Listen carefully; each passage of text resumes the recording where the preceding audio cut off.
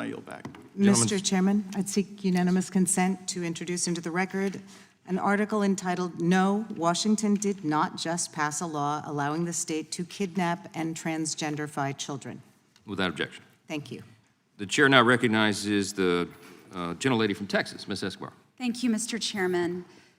Before I begin my questioning, I have to say this has been so deeply disturbing on a number of levels.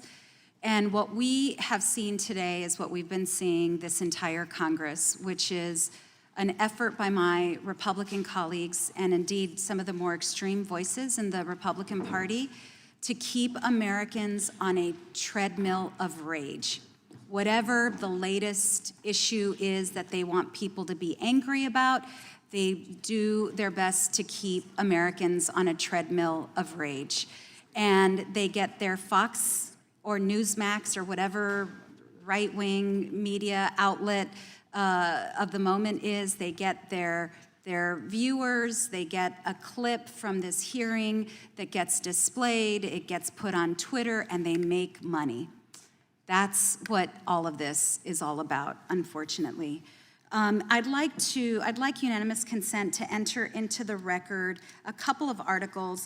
The first is Gender-affirming surgeon speaks at Jacobs School event, dated June 9th, 2023. Without objection.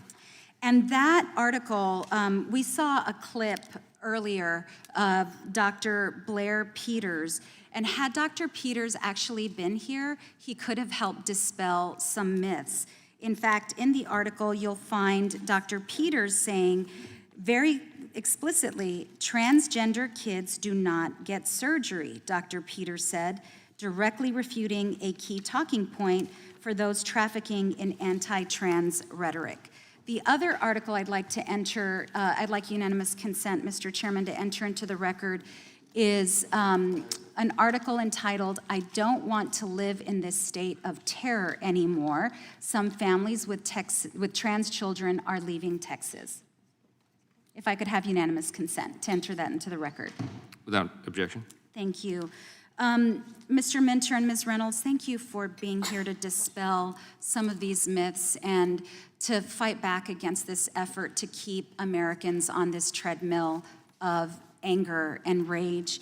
I'd also, Ms. Reynolds, I want to apologize to you. One of my Republican colleagues made some really demeaning and belittling comments meant to humiliate and minimize the parents of trans children by comparing the very difficult, painful journey and conversation with children about transitioning to allowing kids to eat ice cream all day, every day. So I want to apologize on behalf of what happened.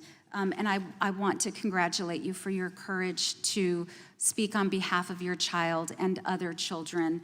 I'd like to ask you, Ms. Reynolds, I entered into the record this article about Texas, and Texas has been a very hostile state to vulnerable populations. Can you tell me, and I listened very carefully to your journey, but can you tell us what happens when the government marshals all of its energy and resources to harm families like yours? It's absolutely terrorizing, is what it does. It's very, it creates another level of stress, and I mean, I really can't even understate that, overstate that. It's terrorizing. It really is.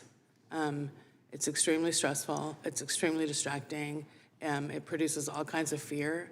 I would have left Texas already if that were something that was financially feasible for my family, and it's not. My career is in Texas. My children are established there. They have their friends. They have their schools. They're there. We're here. And but because of this, I would have been, a political refugee to another state if I could afford to do that. So we have no choice but to try to at least tell our story and see if anybody can hear sort of something a little more rational, something a little more like what families like mine are experiencing.